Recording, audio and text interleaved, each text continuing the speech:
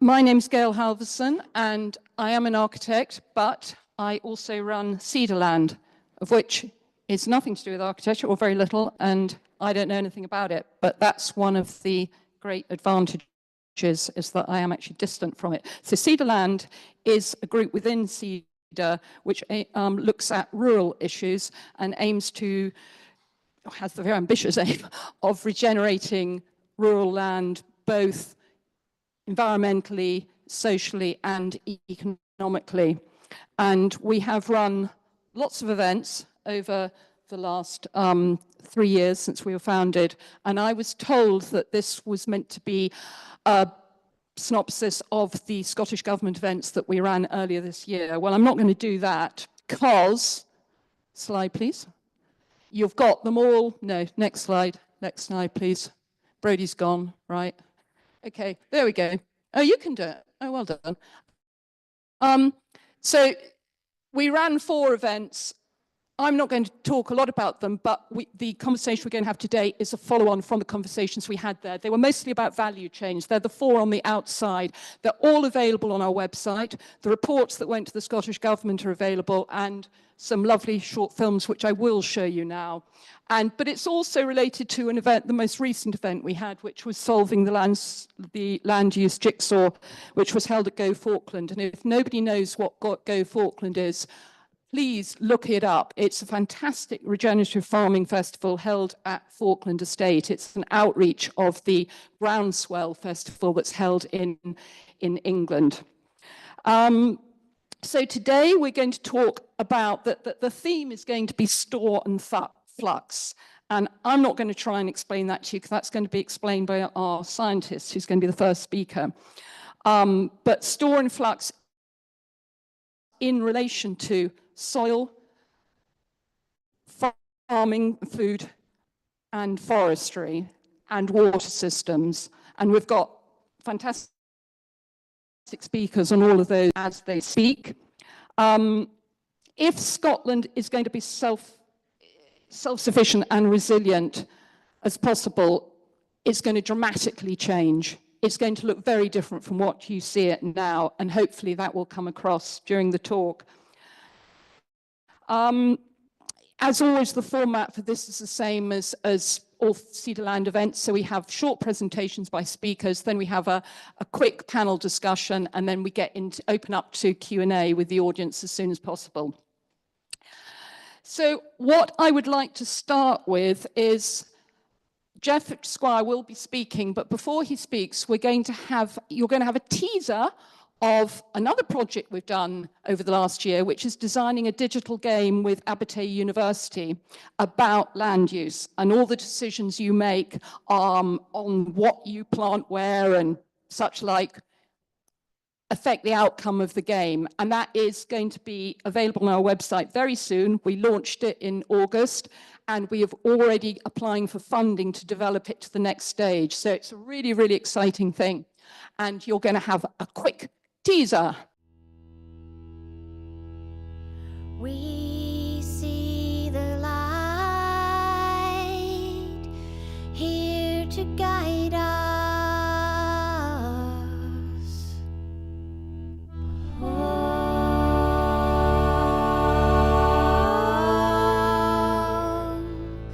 To guide us home.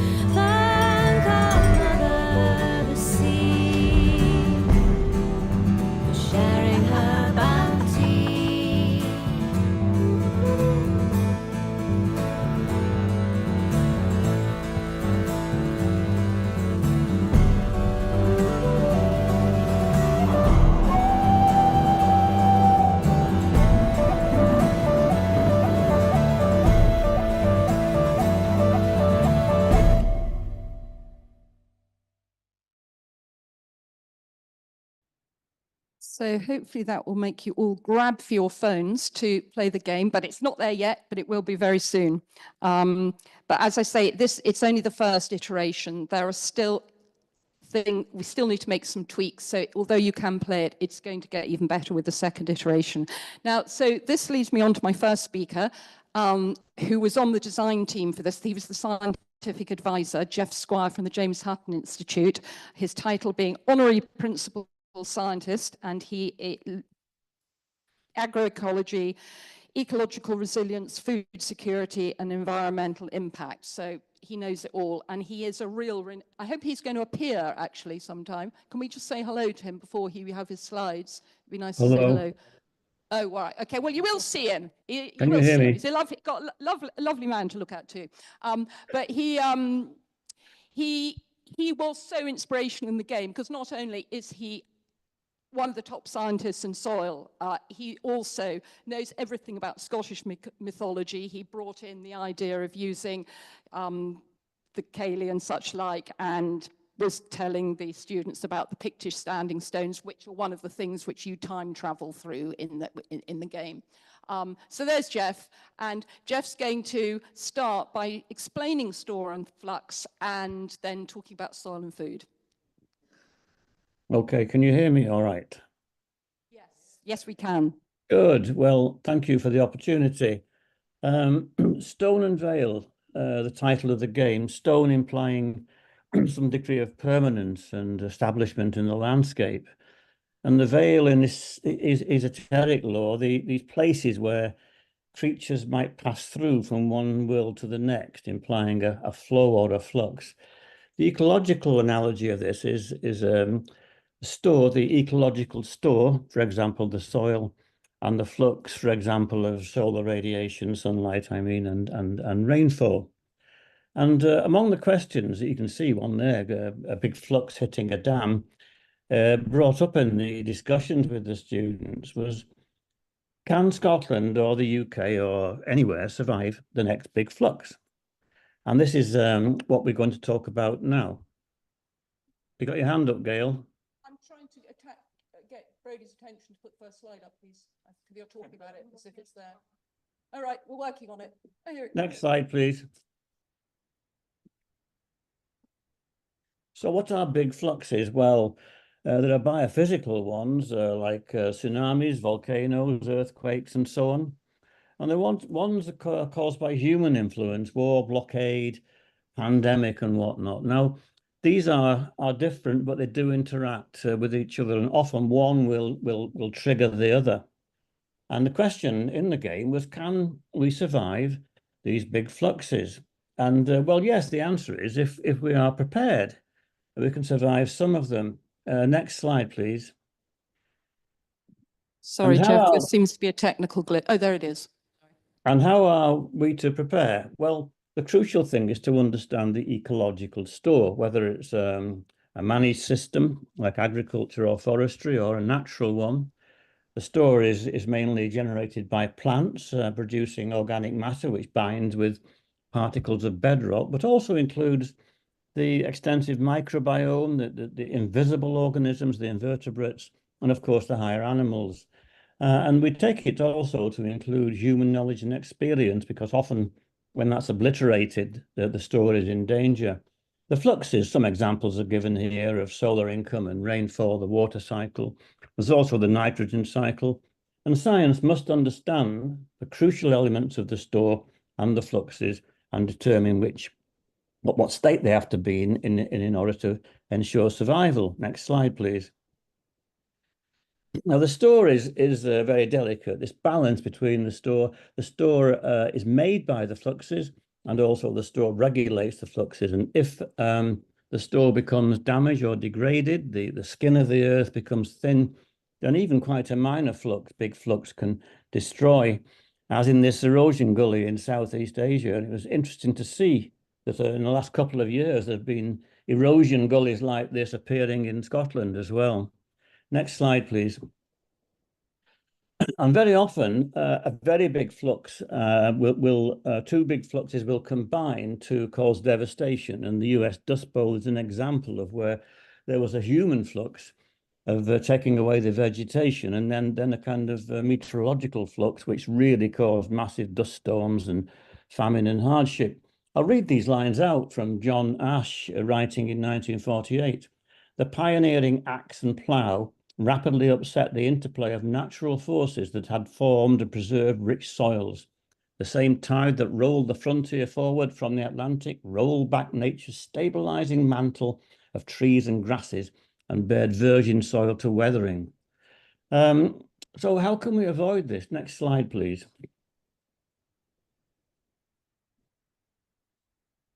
Next slide, yes. We have to understand the cycles there are in land use and land degradation. There's a natural ecosystem which has been converted to extensive production or sustainable production often over thousands of years. And by sustainable, I define this as a system of production that has been around for not tens of years, but at least hundreds and mainly thousands of years. And there are examples of these kinds of production throughout the world. But too often, sustainable production will lead to extractive production through lack of care or greed. The land becomes exhausted and reverts to a secondary system. Occasionally, as in the Dust Bowl, you get a direct link from the natural ecosystem to land exhaustion in a very short time. So you have to understand this cycle, understand if we're in sustainable or extractive, and if we are in extractive, then move back to sustainable or extensive. And we do this by understanding the store. Next slide, please. Now, what of Scotland? It's well over 5,000 years since agriculture began here, and we're not the Dust Bowl yet.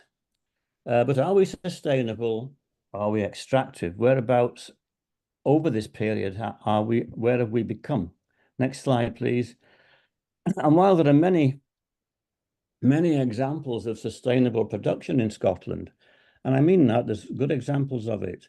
There's far too many examples in recent decades, not hundreds of years, thousand decades, of becoming too extractive. Large areas of land disturbed in felling or harvest, soils waterlogged, compacted, erosion occurring. There are parts of the country are kind of erosion hotspots. And the crucial point about this is that in these processes, we are losing B4A, that is biodiversity for agriculture. This is the living things that I talked about that make the store and process all the incoming and outgoing fluxes. We're losing B4A, which is a very poor state to be in. Next slide, please. So why is this? If you look at Scotland, from a point of view of our scientific work over the last few decades, many types of crops and grass grow here.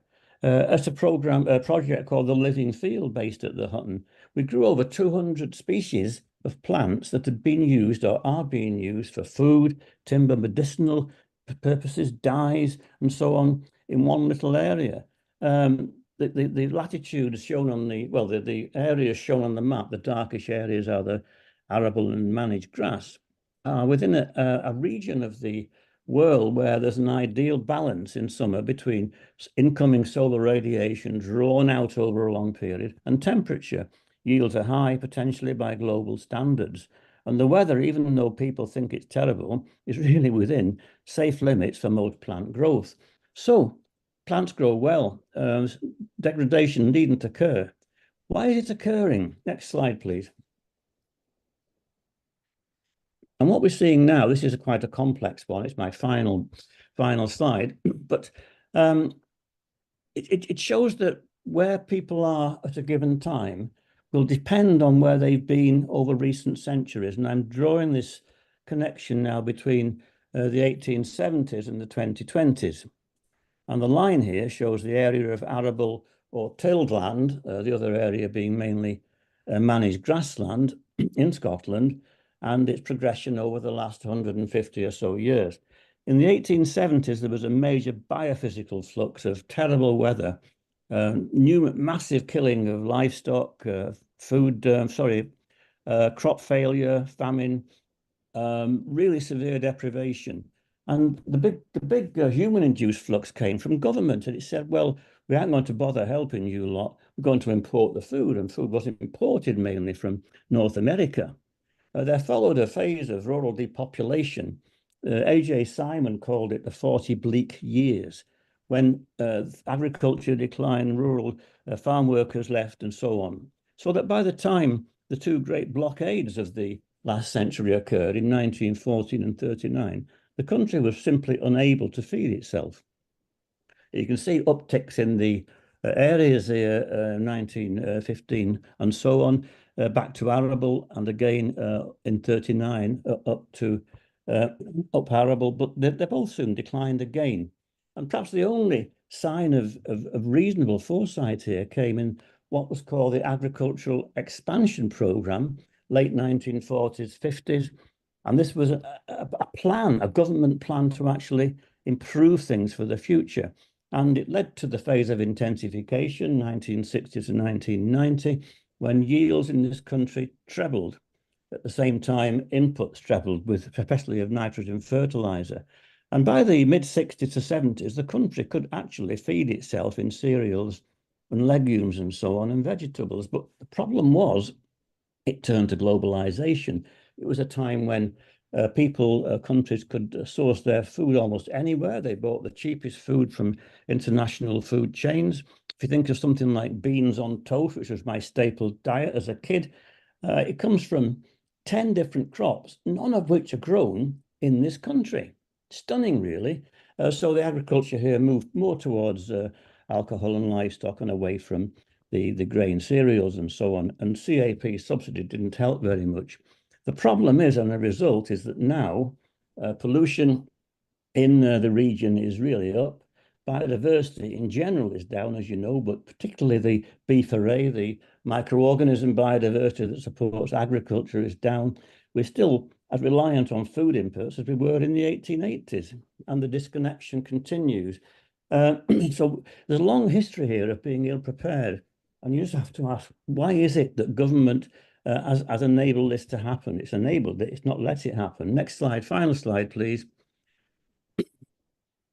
And I think the only way out of all this is the groundswell, the numerous small organizations that are trying very hard to improve the land, understand the soil, provide food systems that are local and nutritious.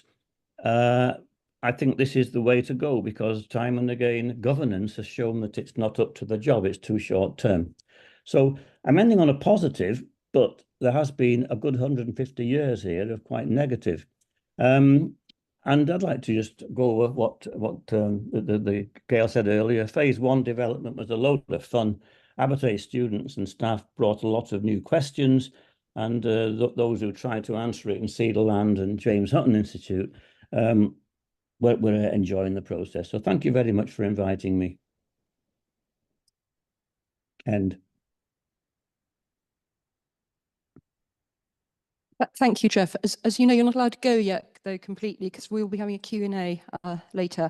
But so the local food chains that Jeff is promoting there is exactly what the second of those Scottish Government events that we ran was about. And we're just going to show you a short film now of the morning, which was the tour of the farm just down the road, Huntley Knock Farm. And I'm delighted to say that the filmmaker is actually Katie, who was chairing the morning event and filmed it with her schmoo hat on as a filmmaker. So thank you, Katie. And this is the film she made of the morning event.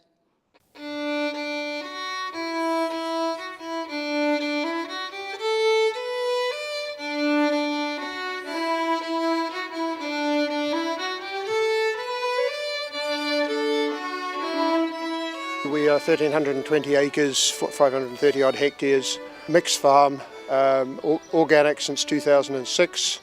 We run a herd of suckler cows, a flock of breeding ewes, and grow about 200 acres of crop, mainly spring barley, but also beans and a little bit of buckwheat. We also have a livery business here, so you'll see a few horses around the place. We produce a certain amount of electricity from small turbines and PV.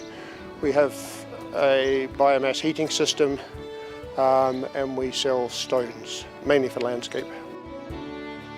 If we're trying to look at soil in terms of it being a healthy soil for living and growing the crops and the organisms that live here, first thing we'd look at would be soil structure.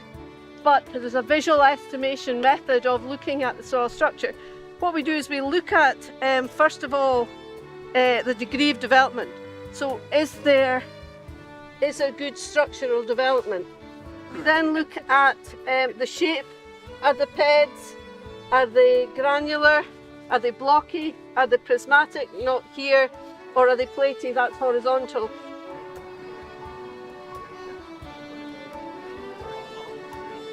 We were looking at all of the high protein crops that could be grown in Scotland, so that included things like faba bean, pea, hemp, buckwheat and lupin.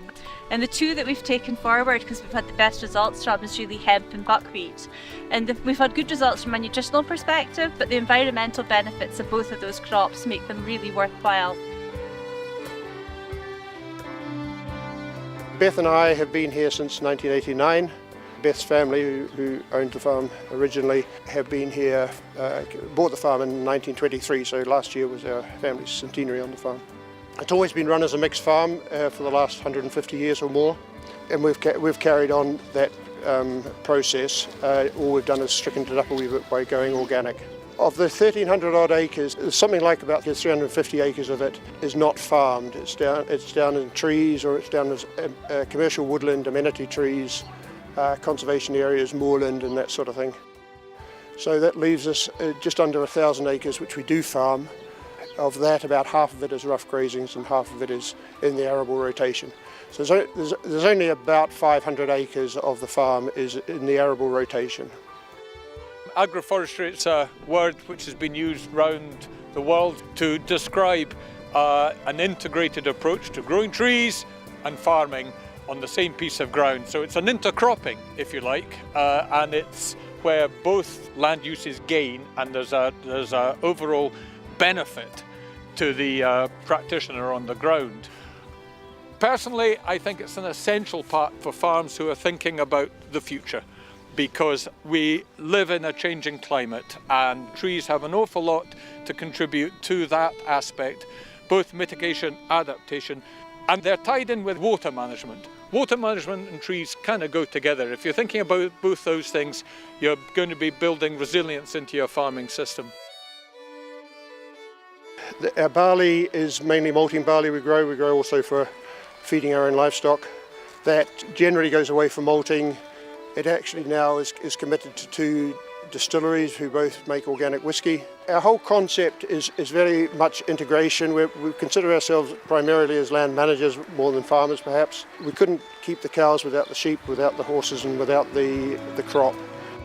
Maintaining soil quality, minimising our carbon footprint and ensuring that the water that leaves this farm is good are the 3 important things. Biodiversity also important to us. To keep that balance is really crucial to the operation of the whole farm.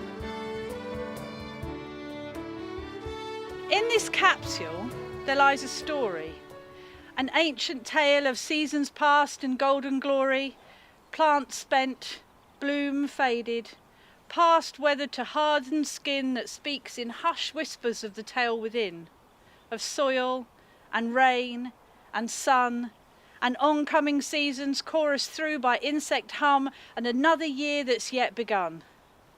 It tells a story of a fragile seedling that survived the odds and springtime's needling, as it stretched for the sky, revealing our hopes and reasons why we drive towards the harvest. After all our shared challenges, there now remains this seed.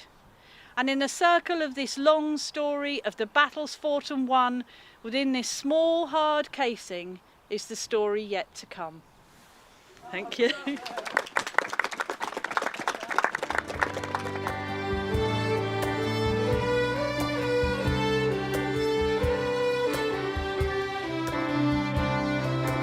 So the next talk is by Andrew McQueen of McQueen Silviculture, and Andrew manages the forest in Moffat, where we held the 3rd of the Scottish Government events, and some about that at the end of Andrew's talk. And I think we can call Andrew a regenerative forester. It's a term not really, no? Oh, I mean, everyone knows about regenerative farming, but we don't call it. Is that because you don't think you warrant the title, or you don't like the title? It's too much to unpick. All right, fair enough. Anyway, he is a very ecological forester, as you will hear now. I might stand up as well, I think, to save my neck. So yeah, good afternoon, everyone. I picked this picture to begin with just because I think it's probably the kind of image that will conjure up in your minds when you think of Scottish forestry. Lots of wall-to-wall spruce. Jeff kind of alluded to this idea of, you know, after some of the world wars, forestry like agriculture benefited from this, you know, big improvements in agricultural machinery, lots of cheap availability of fertilizer, agrochemicals. So we kind of took to the uplands and decided we would, you know, modify, homogenize, quote, improve really to bend nature to our will and produce a fairly narrow outcome.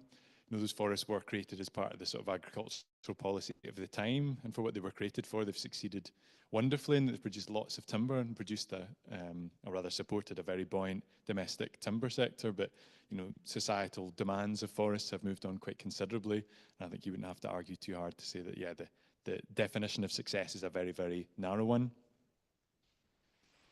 So from one big spruce forest to a different kind of spruce forest, these simple systems are wonderful for production. They're very simple to do. They have very good outputs, create very good returns for investment, but they face a number of pretty big existential threats.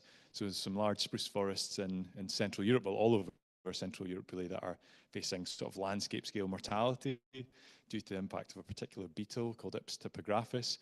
Although spruce forests in Europe are entirely natural, as is this particular pest, but unfortunately a number of climatic impacts, which are climate change driven windstorms leading to lots of damaged timber, which in itself is creating perfect breeding grounds for this particular pest, but particularly severe drought conditions. You know, since 2018 we've had back-to-back severe droughts in Europe, so trees' ability to respond against pathogens has been very much reduced by that. So you've got these two compounding factors.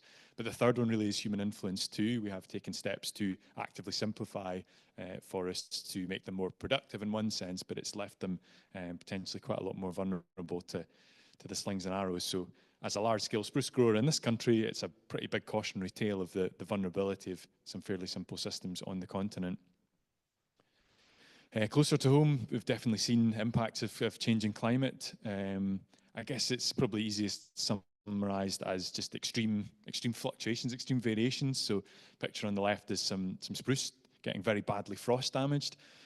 Late frost, sort of middle of May, severe May, but also later now. So these spikes of extreme weather seem to be sort of appearing in places we wouldn't expect them. So sites that would normally be not a problem for frost, they're not in a hollow, not somewhere that would be problematic, suddenly are, you know, under great threat. Picture on the right-hand side is drought crack. So somebody earlier talked about spring, you know, spring drought in the growing season when trees are really flushing, pushing water up their stem. If there's not water to be had, there's only one way to move pressure, and often that is to break. Not a problem ecologically if you're a tree, you can weather that, but as a timber tree, if you want to saw that into boards, obviously that's no good. So we're seeing the impact of, you know, it's maybe small scale at the minute, it's sort of canary in the mine shaft, but we are already seeing problems in areas that were, you know, high rainfall area here. You know, annually we're probably getting more rainfall, but the skew between summer and winter seems to be becoming a bit more extreme. So when the trees really need the water, they don't have it. We often talk about resilience in sort of biological terms, in terms of the natural world, but I've never really known a time where people have been so engaged with land management. So I think we've seen a precedent set before that where public opinion turns against certain land uses or considers them not in favour, then so does political and favourable support in other aspects. So these two pictures are actually from Ireland, but it could probably be Scotland. So, you know, afforestation for a relatively narrow range of outcomes. People have strong feelings about it. You know, it is tied up in lots of political and class stuff that we can't really go into. But yeah, you have to be resilient to societal trends and fashions and what people think as well. So quite a different type of forest still in Scotland, maybe a variation on a theme, but I think what will jump out at you is the increased diversity, both in terms of we have lots of different species and colours. It's a very pretty picture. But in general terms, in terms of responding to threats and resilience, having a range of different species, very simply, if we have host-specific pathogens like this beetle, like spruce, for example, if we have oak and larch and birch that aren't susceptible, then that makes the landscape inherently more resilient to that particular threat. But also this landscape has a lot more structural diversity, so there's a lot of different ages of trees in there. So certain abiotic threats like wind, if you're a very small tree, you're less susceptible to a windstorm than if you're a big, large, mature tree. So a lot going in that landscape. So in general terms, probably more biodiverse as well. We'll talk about biodiversity because it is a big key factor. So talking about generalizations, this ought to be the type of landscape that policy is sort of moving us towards. What we know for sure is that we won't be able to manage all these varied threats, some of which are still sort of unknown and unquantified. We won't be able to manage them in a very interventionist way. We can't cut and spray our way to solutions necessarily. So if we look to natural forest systems for inspiration of how do we keep things safe, biological diversity does seem to be the main agent of, responding to disturbance events on a large scale. And we've been really bad, I think, in land management in Scotland in general at siloing sort of production on one side, biodiversity on the other, which is a problem. And often biodiversity is viewed as something that has to be, you have to compromise production in order to achieve biodiversity somewhere. But to use a simple example here, we've got a spruce stand on the right-hand side that has some natural birch seeding into it, which in the past would be, that is space that spruce should be growing, let's cut it back.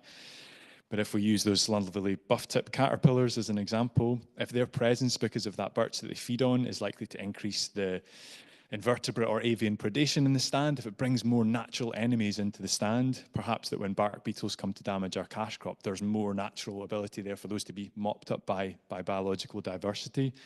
So if we look at biodiversity not as an awkward has to be tacked on, but if we look at it as like an agent that will actually safeguard productivity through the future, then it really changes the conversation, which is important.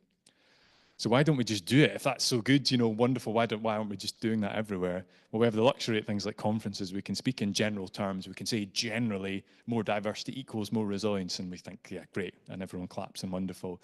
But practitioners on the ground don't get the luxury of generalizations. We have to deal with very specific scenarios. And often the science doesn't support the utopian version of more diversity is always more good. So, for example, a friend of mine was one of the authors in the paper on the far right-hand side, which looked at long-term trials of Scots pine and Sitka spruce in mixture. The idea being that Scots pine being a drought-tolerant species, when you combine it with spruce, it ought to confer some drought tolerance onto the spruce too. Not only is it not true, but actually the two separate stands as monoculture performed better than the two mixed stands.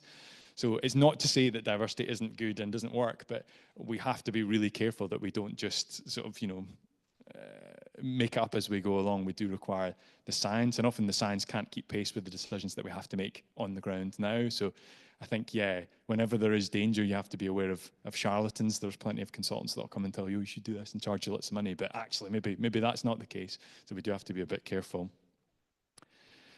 Land use, or rather land quality, is another major factor. Most forestry is what it is because it was planted on fairly marginal, challenging ground, exposed climate, infertile soils, wet soils. So our ability to grow a wide range of species is quite constrained by that. And that's a climatic and geological reality, if you like. That can't be changed with ideology. So that is what it is. And if we move down onto better soils, as is sort of happening in places, we get a perceived conflict with agriculture. And you try and plant good food producing ground and you'll have the NFU on the phone pretty sharpish. So wondering what you're up to. So integrated land uses was mentioned in one of the previous things. Agroforestry has a big role to play. But we have very, very hungry consumers. I'm sure you're probably aware that the United Kingdom, imports 80% of its timber use. We only grow a small amount in terms of what we use. So we're a massive, massive timber appetite. And because of the sort of specialization we've done in growing, because we've sort of produced a very narrow range of outputs, we have a processing sector that's developed off the back of that and now wants a very uniform, very small product. It's a bit like, the sort of homogenization of fruit in the supermarket chain, if you like. So specialization leads to narrowing of the supply chain. So on the one hand, society may well demand we want forests that look the other way, but if we're used to a supply chain that just deals with one particular uniform product and we suddenly throw them 10 species, it takes some time for them to be able to deal with that. If society decides that regenerative forestry is the way forward and that industrial forestry is the devil, then, the Guardian article says, sorry, industrial forestry is bad. Do we turn up to James Jones and say, sorry, we've got to shut the gates because society deems this unworthy? So there's a lot of big trade-offs in there. Also, what confidence do we have of the alternative supply chain if we if we take that wonderful landscape that's very, very diverse, we've turned the dials up on biodiversity, we've turned the dial up on, you know, societal acceptance, but do we also, in doing that, do we turn the dial down? Sorry, I'm being waved at. Am I missing time? 1 minute. Yeah, that's cool. I can do that. That's fine. I'm on track. Yeah, you know, what is the consequence of offshoring all of our timber demands as we currently do? And the Royal Society of Edinburgh did a report a while back that sort of shrugged its shoulders to say, well, we mostly import from Europe and North America, so it's not really a problem. But actually, when you take to Europe for examples of problems, you don't have to go very long. My personal favourite is Latvian State Forest Service lost its FSC certificate in 2010, and guess what the London Olympic Stadium was absolutely rammed full of, allegedly? Latvian timber. So yeah, problems. Yeah, a bit of a whistle stop. So adaptation and resilience are, you know, they're great words for conferences, but they are difficult to unpick when you're actually practice on the ground. But I think that the danger of these existential threats on the horizon does create quite a good space for conversation. You know, when standing still is equally as dangerous as taking a great leap into the unknown, then it does create space for lots of conversations, but it requires everybody in the chain. So I'm always very grateful to Gail for always including the start and the end, because often our growers would say of architects and things, you know, they know what they want, they only want this, you can't grow this because they don't want it. But I'm not always sure that that's the case, and having these sort of full supply chain conversations really help dispel some of those myths. So thank you.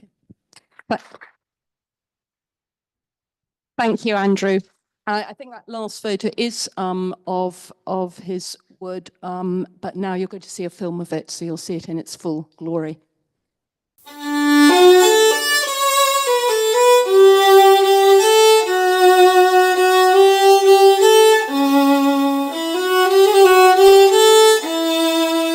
Well, we're down here in Muffet, really with a huge group of people to look at what's happening in forestry in Scotland at the moment, to discuss what should be happening, what the obstacles are as to why things are not happening, and what can we do to change that.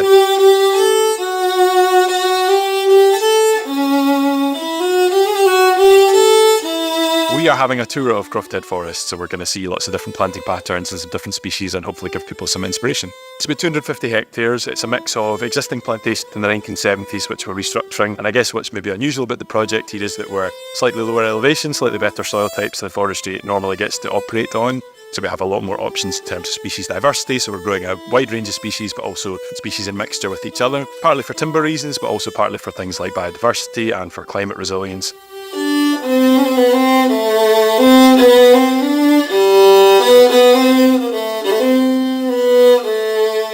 It's really important to get people out onto site to have conversations and see things. And I think it breaks down a lot of barriers, and people have perceptions about what forestry is or about what farming and land use is. I think it's great to show people that there are different ways to do commercial forestry. It's not just one model. There's lots of different ways. There's lots of different trees that are commercially viable, and you can do it and meet multiple objectives at the same time.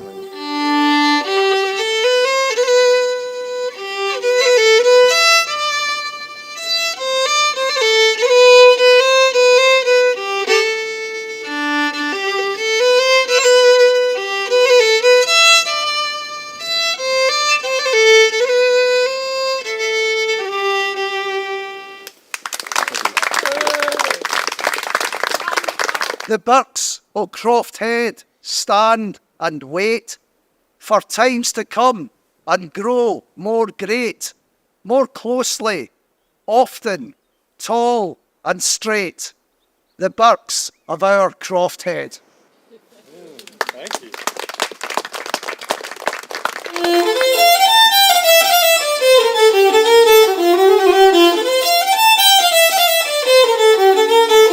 The thing I think about quite a lot is how we often say that a short rotation forest, the cypress spruce plantation that's maybe on a no-thin regime, isn't a real forest. How is that much different, say, from short rotation coppice? So say from willow or alder or poplar. I mean, we're feeling the effects of climate change already, in the sense that temperatures are increasing. Sort of, every year there's another threshold broken for record temperatures. Traditionally in Scottish forestry we've grown a lot of trees like spruce, which are quite thirsty trees. They need quite a lot of water.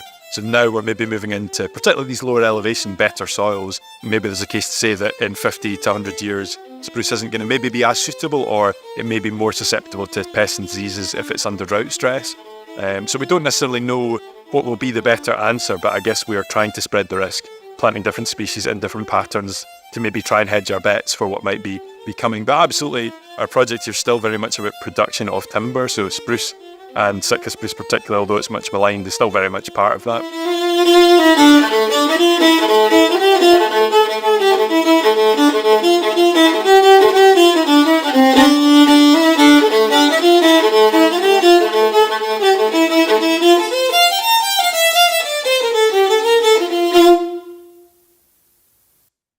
All the music and poetry, by the way, is commissioned newly for our events. Not every event we do, but certainly the Scottish Government events are all newly commissioned and will all be available on our website soon. Well, the recordings are all there, but we're going to have a separate page, which Eleanor, one of our volunteers, is doing an arts page too, because we've had, 50 artwork, and we've had so much, we're going to make a page for it on the SEDA website. That's the last of the films. We would have had one on water if we'd got more money from the Scottish Government. That would have been our next one. So next year, but now to talk about water, we've got Catherine Payne from Sniffer, title being Senior Climate Resilience Manager, and she is a climate scientist and a flood risk management person. And a quote that I pulled out from when we had our chat before this was, complexity will need to be embraced, which I thought was a very nice, just succinct message for what we're about. So over to you, Kat. Thanks, Gail, and thank you very much for having me along here today. See if I'm pointing it in the right place. Yeah, so this graphic was produced by the Adaptation Scotland programme in partnership with the Met Office. It was produced in 2019 and it had to be updated in 2023 because the trends that we're observing in terms of climate change in Scotland are changing so fast. So we are seeing the average climate getting warmer. We know that the last decade was over 1 degree warmer than the long-term average, and the warmest year on record was 2022, where we hit the 35 degrees mark for the first time in Scotland. Looking at the climate models going forwards, we're going to be hitting the 40 degrees mark this century. So the climate is going to be very different to what we're used to. I'm speaking particularly about water today, and water is very much the medium by which the thermodynamic engine of the climate works. So it's rainfall really where we're seeing the biggest changes in Scotland. So the old version of this graphic said that winters were 18% wetter than the previous decade. Just 3 years later, we can now say that winters are 29% wetter. All of these trends are increasing. In terms of sea level rise, and this is the area that I have got particular climate geekiness, sea levels, as of about 10 years ago, they were trebling compared to the sea level rise compared to the 1990s. Sea levels are now rising about 4 to 5 times as fast as they were in the 90s. And we don't know how steep these curves are going to go. There's a lot of uncertainty in the science. Not many people get that excited about changes to averages and decimal places of temperature change, because I recognise not everyone shares my kind of climate science fangirl tendencies. So we worked with, the Adaptation Scotland programme worked with kind of academics and practitioners from across Scotland to try to identify what could these sort of relatively modest changes to averages, what could they mean in terms of the impacts that we'll feel on daily life. And as you can see from them here, an awful lot of them will be changes to the water environment, or the impacts that occur will likely occur as a result of changes to the water cycle in Scotland. And something that I think we struggle to get to grips with is that we will be coping with these events potentially simultaneously or in quick succession, and we'll be coping with these events happening in Scotland, but also happening all around the world and potentially having an impact on us.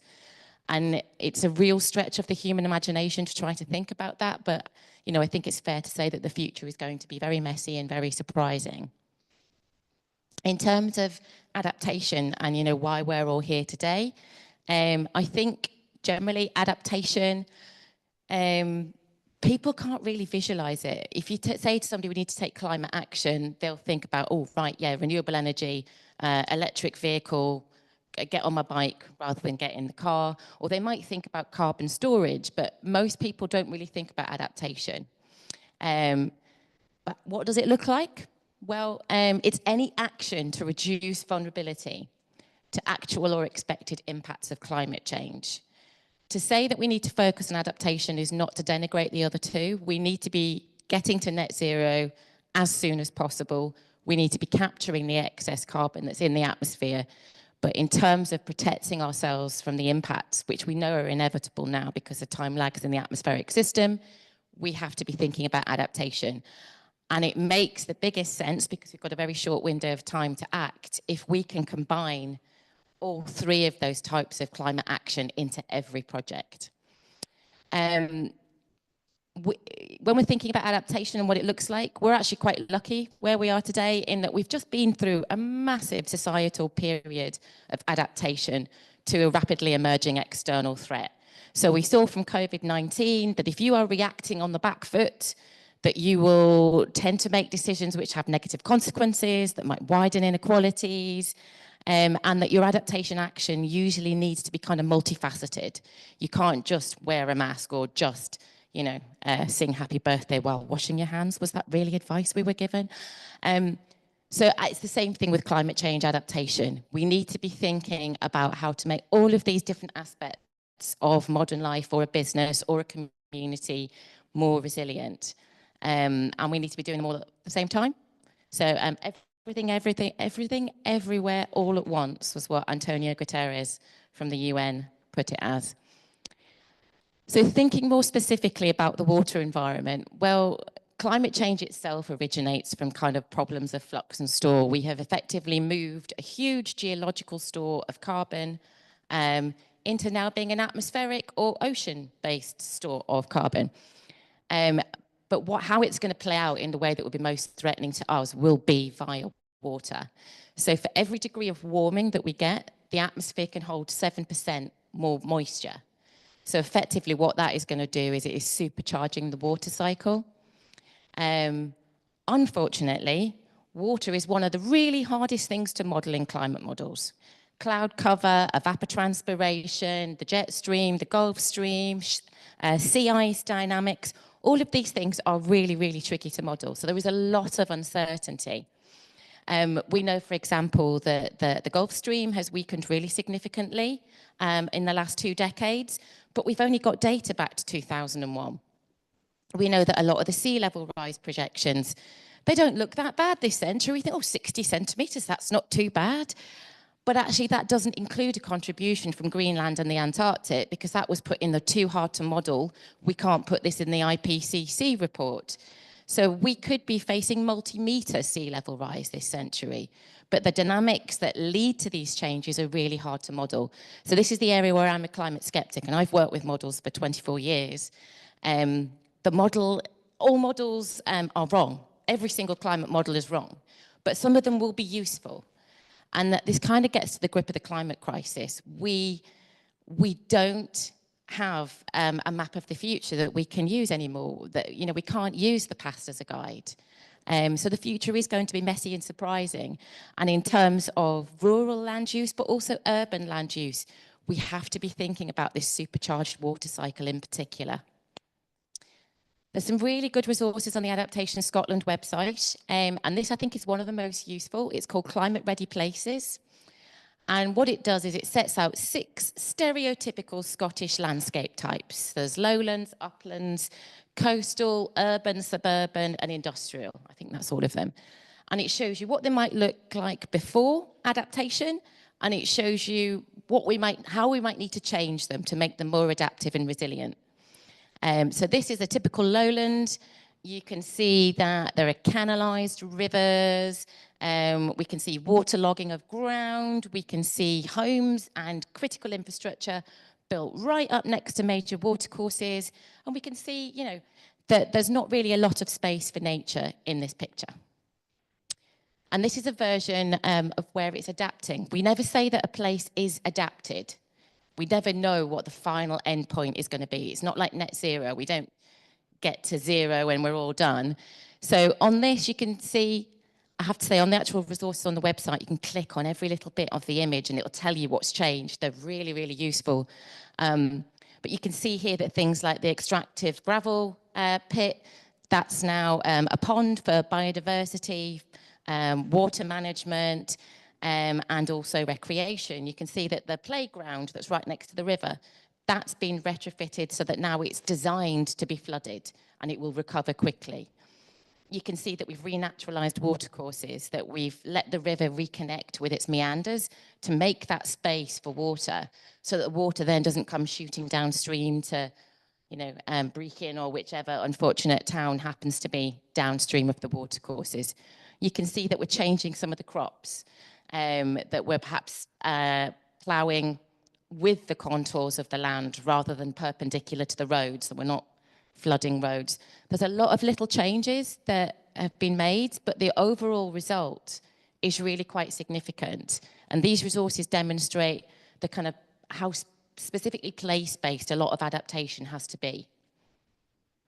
I won't go into this in detail, but if anybody is interested, we did a fantastic study that we published last year, which is looking at what are the barriers to kind of landscape scale adaptation within Scotland? And when I say landscape scale, that doesn't just mean rural.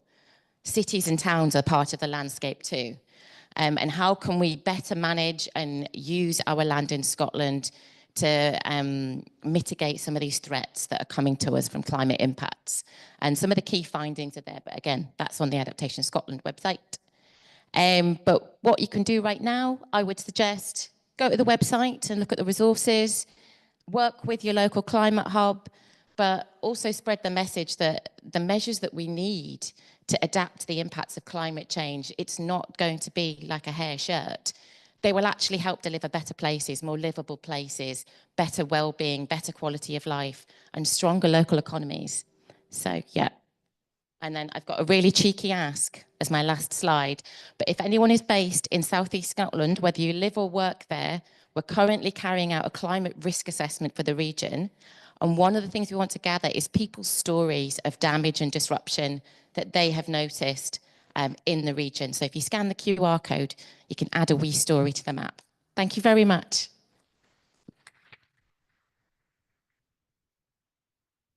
Thank you very much, Kat. Now I'm just going to ask a couple of questions and then I will try not to abuse my position as chair, because I could ask questions all afternoon, but I will open it up to the floor. But I'm going to start with, Kat, you say we don't really know what's going to happen. We don't know if it's going to get warmer or colder. I mean, first of all, to you, Kat, is there a point where we really might start getting indication that the curve will be going exponentially, and therefore we know the direction it's heading? Because then my next question is for Jeff, and could we have Jeff up on the screen, please? Yeah, for Jeff and Andrew, is how the heck do you adapt if you don't even know if we're going to be 10 degrees warmer or colder in 2050? So Kat first, please. I would say that by 2050, the trends are relatively set in terms of they will be shaped by past emissions. It's once we get beyond 2050, I think, potentially, that there is the risk that there could be some big systemic changes to the climate if we pass certain tipping points. So my gut feel is that kind of as architects, we should be thinking towards heavyweight buildings, primarily because they're good in extremes of heat and extremes of cold. And that would be kind of the approach that I think we have to take, which is to think flexibly and think what can work in a range of different scenarios. I mean, I should say that things like kind of Gulf Stream collapse, it's still an out there, it's a more remote possibility, but Stefan Rahmstorff from the Potsdam Institute, who's kind of like the world leader in thinking of this, he does now say that we can no longer describe it as a low probability event this century, which is quite heartening.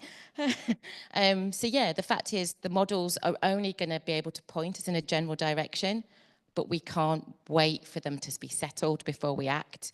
We are now going to have to just act in a period of uncertainty.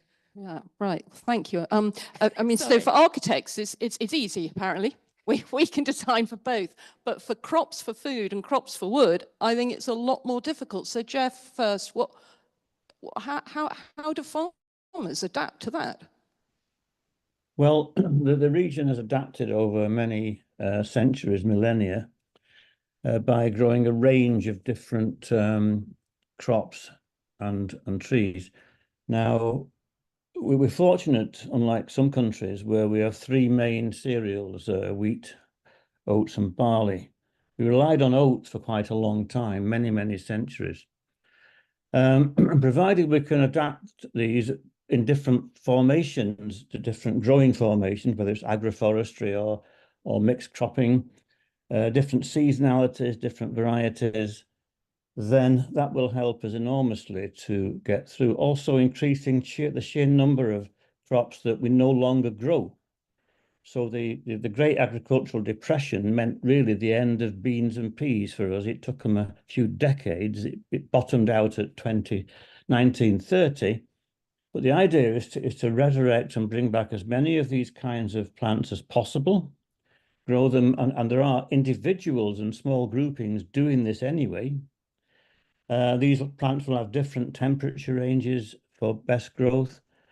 And I think that it's going to be tricky, but to do nothing is disastrous. And I think we have to, first of all, improve the soil store, the actual ecological store at local and landscape scales.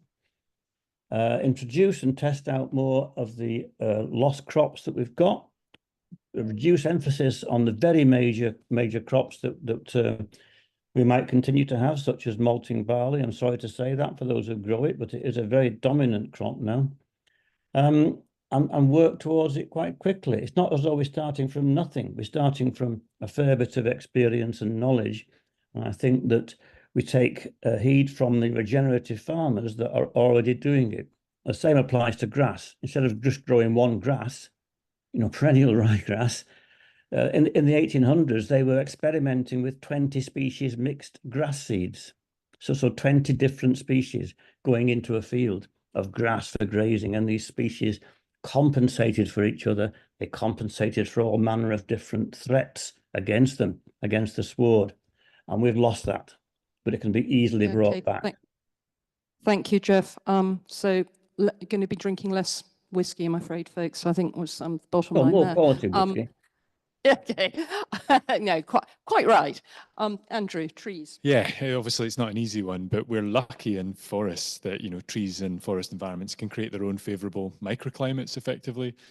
So at the moment, our dominant system is sort of rotational clear felling and replanting. So the forest grows, it's removed, and you're back to open ground conditions. So I think where soil and climatic conditions permit, different styles of silvicultural systems where you don't remove the overstory entirely to expose these young seedlings to the full extremes of drought and whatever, you can keep some tree cover behind to moderate the microclimate that they grow in and to try and ameliorate some of that stress effectively.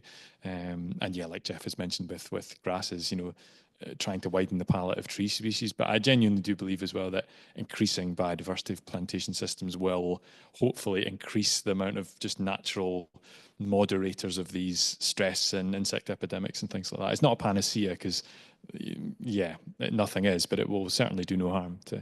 Okay, thank you, Andrew. And my second question is sort of picking up on something which the panel touched on this morning. It's about taking hearts and minds with us. And I'm going to use an example which Kat will know well and correct my figures on, but I live in Mid Lothian. We are upstream from East Lothian, where they are proposing putting a 1.8 metre high concrete wall around the beautiful historic estuary of the Esk, and it's going to apparently cost £10 million. Now, if they planted trees on the village just near me, at the cost of nearer 10 or a little over 10 million, they could have the same result. Obviously, it takes longer, but the farmers there don't want trees. They're not going to sell their land to plant the trees. So how do we, and this, this relates to, the foresters, the farmers, and Kat, you're dealing with all these people. How do we take hearts and minds so that they understand the bigger picture and they will change what their practice? Start with Kat. I think the first thing you need is an established evidence base, and actually to acknowledge perhaps So, for example, the regional project that I'm leading, you know, it's really easy for local authorities and local planning departments to just think within their kind of red line boundary and not think about these kind of broader flows and fluxes across the landscape. And actually, you know, so Southeast Scotland, you've got huge movements of people commuting to work. You've got lots of satellite towns and dormitory suburbs. And then you've got, you know, what the fact that, you know, as you say, what goes on in the Pentlands has a massive impact in terms of flood resilience within Edinburgh, within East Lothian. But there are such few regional structures to actually allow us to think and operate and partner at a regional level. And I think that is a really important step that we need.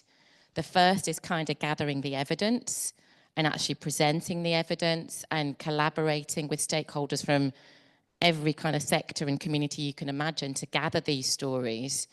Then it's working together to prioritize what these regional actions might be. But then, yeah, there's a missing structure of power in terms of, you know, who has the authority and the investment to make money, to make decisions for a region and to think collectively, not just kind of parochially.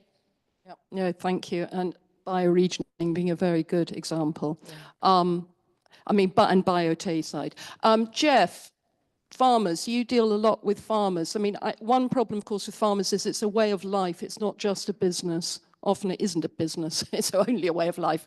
You know, how do we change mindsets?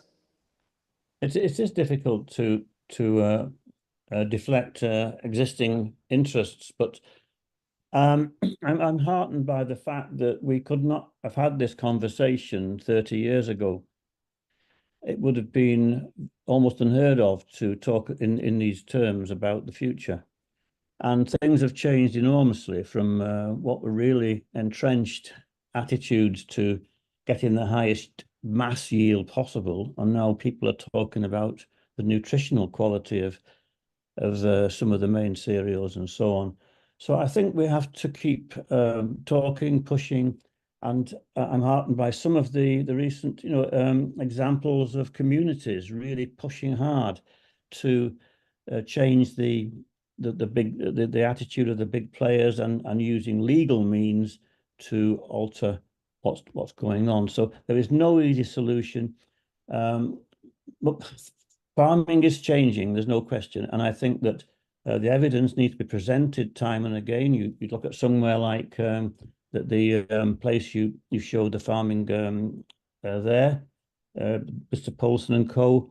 They have a very good quality soil. We happen to have measured their soil well before this your interaction with them. You can change the soil. You can enrich its carbon by doing certain things, and I think it's a matter of just keep pushing and pressing. There's no easy way through this in the way of in farming. Okay, thank you, Jeff. Andrew, I mean, you're an advocate of planting trees lower, you know, to get quality trees lower down on arable land. So, what are your views? Not arable. Don't tell anyone that. Arable. Well, NFU will be at my door. Grazing. Not arable, certainly not arable.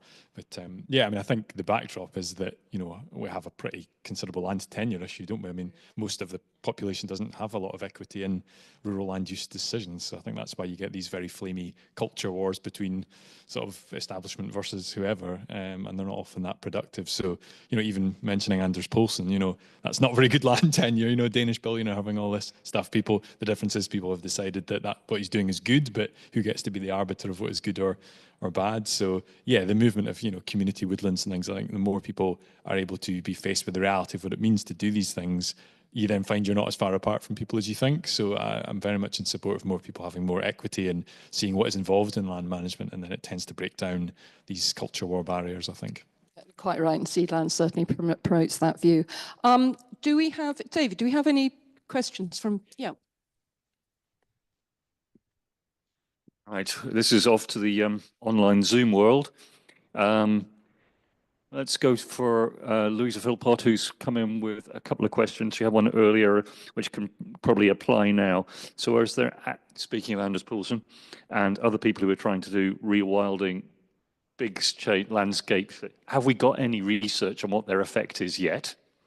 You know, people talk about it a hell of a lot, and some people say it's terrible, some people say it's great, but is there any research? And the other one that was looking at, is there, you know, there's all these sort of markets for selling carbon credits for just putting trees in.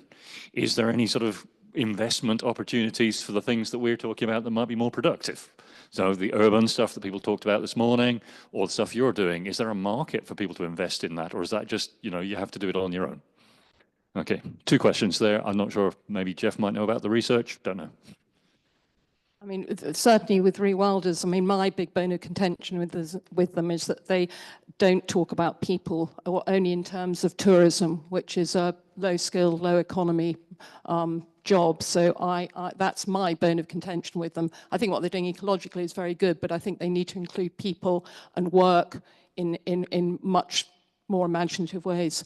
But so which of the 3 of you would like to take up either of those points? The second one being very thorny one, which I'm very glad I'm not going to have to say anything about.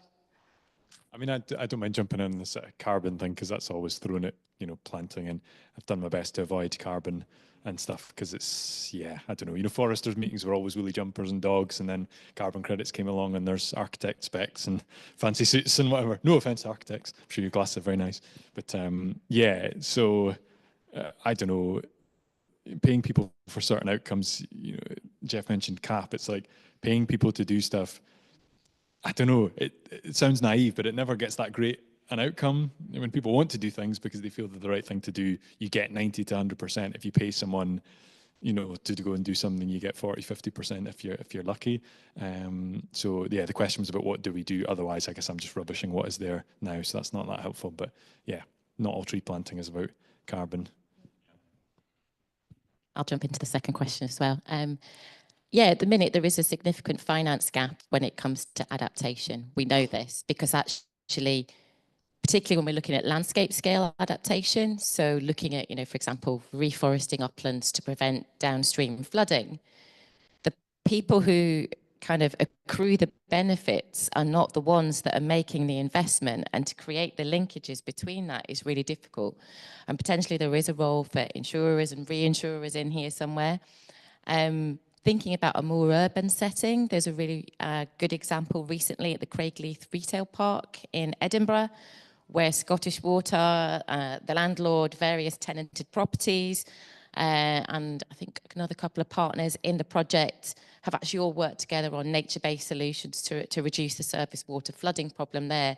And there's some quite innovative finance techniques that they've used. So I think there's a case study on the Adaptation Scotland website, and I think the case study is also on Scottish Water's website. But I would urge people to look at that. Yeah, and in terms of things like sort of tree planting, we know that we're not going to achieve net zero without adaptation. If we are just growing trees for carbon and carbon credits, there is no incentive to make sure that, you know, these trees actually survive for any sort of time period. We're seeing carbon credit forests in California going up in flames this summer. They're not doing a very good job at keeping carbon emissions out of the atmosphere. So just to plant on the basis of carbon would be really, really foolhardy. And we need to look at reward systems that actually reward behaviour because it's good for a multiple range of reasons. Thank you. Jeff, did you want to come in on either of those?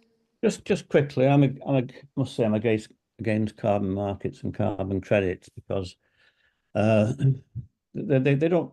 You have to sort out what is the state of the particular soil and environment in the locality that you're dealing with first, and whatever that state it is, you have to bring it into a good sustainable condition. Now, to me, the sort of idea of using that as a carbon credit is fine, but there's no checks really on how this is done, and you can mess up the world somewhere else and sort of make yourself feel good by getting carbon credits somewhere else, and it just doesn't sit squarely. You have to deal with the land that you're concerned with first, get that in the right state, get the landscape around it all connected up in the right state. That will reduce emissions and store carbon, but that shouldn't be the primary aim of it all. And I must say, I'm not in favour of these kinds of markets. Can I just very briefly add, like, as a forester, I think the carbon one for us is the material substitution thing. If we grow wood and use wood when you would be using something with much bigger embodied carbon, then that's the win. I don't think the sequestration is that amazing, to be honest. Yeah, interestingly, Craig White of Agile Homes, he's launching on the FTSE 100 new credits that you can buy in his homes, which give you both environmental and social points, because they are affordable homes made of timber that is keeping the carbon in. So that's an interesting one to look out for. Have we got, yes, hello, question already, before I've even invited you. That's what I like to see.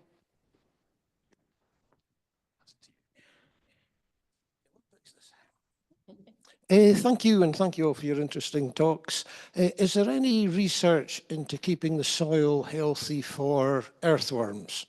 Because it's my understanding that a soil which is full of earthworms releases much, much, much less water for downstream flooding. I have to just say, I hope you saw Lorna Dawson from the James Hutton Institute and Safari Gateway, who is never happier than when she's got her hand in the earth playing with worms. She was the other main scientific advisor for the game that we developed. But Jeff will be probably the person for that. Yes, I mean, worms tend to be, invertebrates like worms tend to be the first stage decomposers. They will take organic matter from plants and from other dead creatures and convert it. And by putting in channels in the ground, by chewing up the first kind of the rougher stuff that comes from plants and dead insects and things, they are creating the food for the microbiome that you don't tend to see. But by creating channels there, increasing which is one part of increasing the pore space in soils, you are, generally speaking, not always, increasing the water holding capacity of the soil. That's the amount of water a given soil can actually retain. You're increasing that, and you're allowing all the various other smaller organisms to get closer in to the food and to start generating mucilages and stuff that bind the soil particles together. So the earthworms are one part, an early part, if you like, of the overall system, essential for breaking up and tunneling and so on, which all the rest of the organisms then exploit. So earthworms and other big creatures like that are crucial. It's the water cohesion of soil particles they encourage, and the water holding capacity of soil they encourage. So it just reduces the amount of immediate runoff and penetration of water through the soil. So it's correct what you say.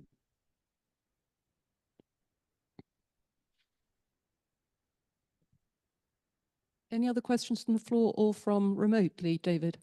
Oh, Tom's got one. Magda. So I'll try and frame this in a positive way if I can manage it. I guess it's principally for Kat. It's about the adaptation strategy. I mean, 9,000 years ago there was this subsea landslide off Norway that caused a massive tsunami, which devastated the Mesolithic communities across the east of Scotland. But they weren't very fixed in the landscape, and they recovered and they adapted because they weren't as fixed as we were, when the Neolithic came along. And ever since then, we've been settling along our coasts and along our rivers, which now leaves, our places vulnerable to climate change, especially in Scotland, more than other places. And, our crops may be on annual cycles, and our trees maybe 25 to 70 years. So there's one more set coming before your 2050 mark.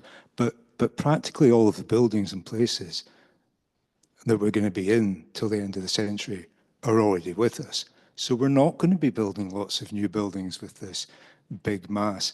We're going to be retrofitting if we manage to get ourselves together. But in that strategy, if adaptation isn't commercially viable on the scale that we need it to do, and if policy is lagging 20 years behind the science, which itself is uncertain, and if we've got increasing global uncertainty, making social and political cohesion less likely to give us stability.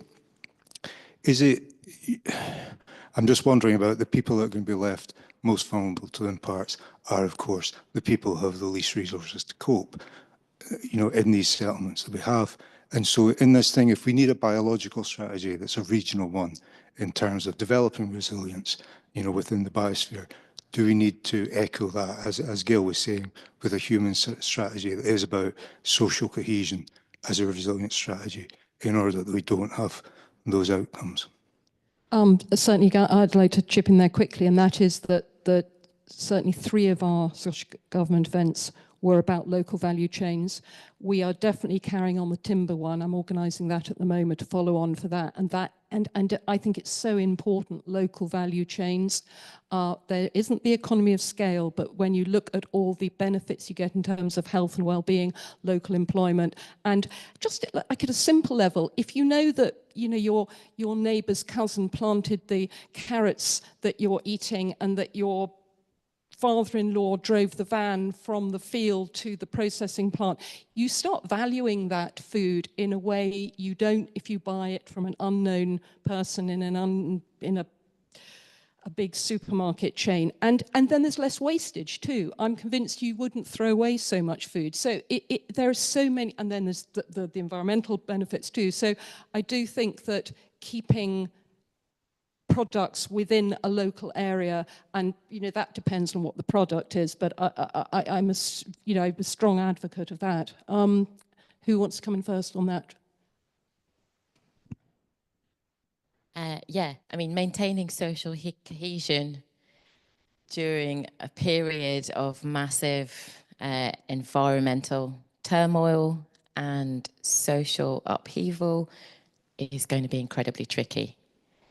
And I think that's the sort of situation where actually local place-based solutions that are determined by the people that know and love these places best are probably the more appropriate kind of medicine to be using in that situation. The story map that I just shamelessly plugged was trying to sort of start that sort of conversation in our place planning, asking people, your place best. Where always floods, or, what the impact of that might be. But at the minute, there's very few ways for that local knowledge and lived experience to be valued in our placemaking. It's getting better with local place plans and stuff, but I think that's a really important avenue. But I also think that we need to kind of flip some of this on its head as well, and think that, Scotland broadly is facing depopulation. Climate refugees will become a significant part of our lives, and then over the next probably 1 to 2 decades.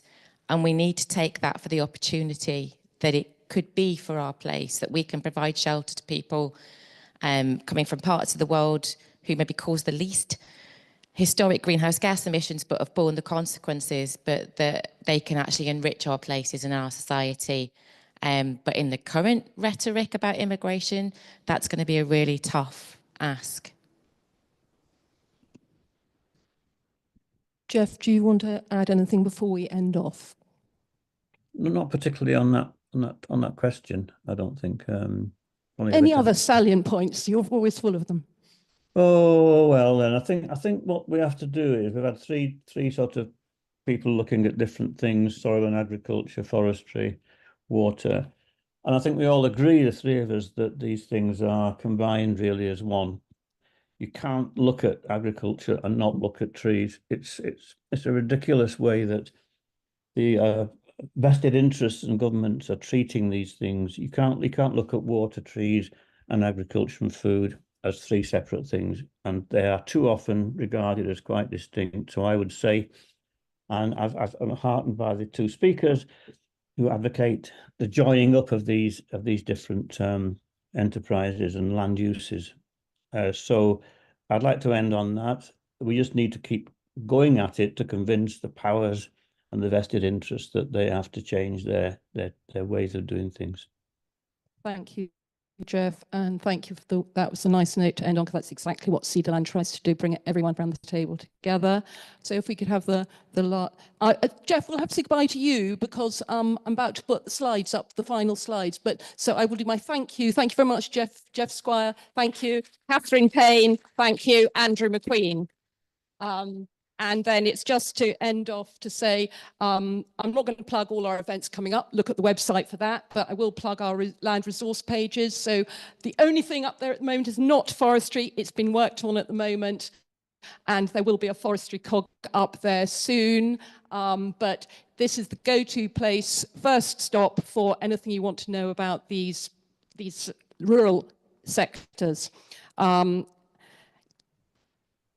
So yes, SEDA Land. I mean, the other thing I will mention we're doing next year is a Green Careers Fair in Edinburgh, and I'm very excited about that. And if you would like to get involved in that in any way, please do approach us. But yeah, I think it's just a final slide. I can't remember what that is now, actually. I think there's one more slide. Oh yeah, that's the end. Thank you.